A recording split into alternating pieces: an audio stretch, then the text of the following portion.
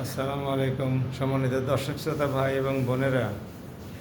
আমরা ছোটোকালে একটা প্রবাদ পড়েছিলাম, ভাব সম্প্রসারণও পরীক্ষায় দেওয়া হয়তো মাঝে মধ্যে। সেটা হলো, কারো পৌষ মাস কারো সর্বনাশ। আবার আরেকটাতে পড়েছিলাম, কারো সর্বনাশ কারো আবার মনে মনে হাস। তো এই প্রবাদগুলো এখন আমাদের জাতীয় সংসদে সত্যি প্রমাণিত হতে চলেছে দেখতে পাচ্ছি, যেখানে বিরোধী দল এবং এনসিপি মিলিয়ে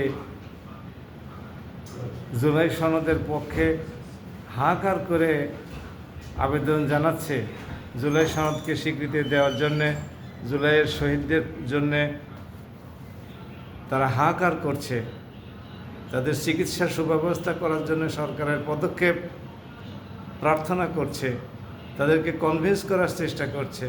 তখন তারেক সাহেব মুস্কি হাসছেন। তার মানে আমার ওই যে প্রবাদটা বললাম, কারো সর্বনাশ কারো মনে মনে হাস।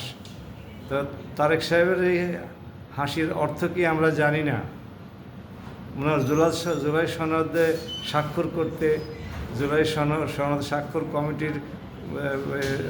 কমিটিতে স্বাক্ষর করতে ওনার অসুবিধা কী, যোগ দিতে অসুবিধা কী, আমাদের এটা বোধগম্য নয়। তবে মনে মনে হাস কিন্তু সবার জন্যে সবসময় সুখকর হয় না। এটা আমাদের মাননীয় প্রধানমন্ত্রী তারেক সাহেবের মাথায় রাখা উচিত। জামাতের বড় বড় নেতৃবৃন্দ, পোড় খাওয়া রাজনীতিবিদ সবাই, এনসিপির অনেকেই খুবই নবীন এবং প্রবীণ মিলিয়ে জুলাই সনদের ব্যাপারে তারা যে আবেদন করছে, বাংলাদেশ সরকারের এটি অবশ্যই গুরুত্বের সাথে বিবেচনা করা উচিত। তা না হলে তৃতীয় পক্ষ এখানে সুবিধা নিতে পারে, তৃতীয় পক্ষ তাদের স্বার্থ হাসিল করতে পারে। মনে মনে হাস দেওয়া তারেক সাহেবের ঠিক হবে না। তারেক সাহেব তামাশা দেখছেন। উনি জুলাই সনদের ব্যাপারে তাচ্ছিল্য করছেন তার নেতারা, আর তিনি মুচকি হাসছেন। এই তামাশা একদিন বুমেরাং হয়ে তার দিকে ফিরে আসতে পারে। এই বিষয়টি তার একটু স্মরণ রাখার জন্যে আহ্বান জানাই। সবাই ভালো থাকুন। আসসালামু আলাইকুম।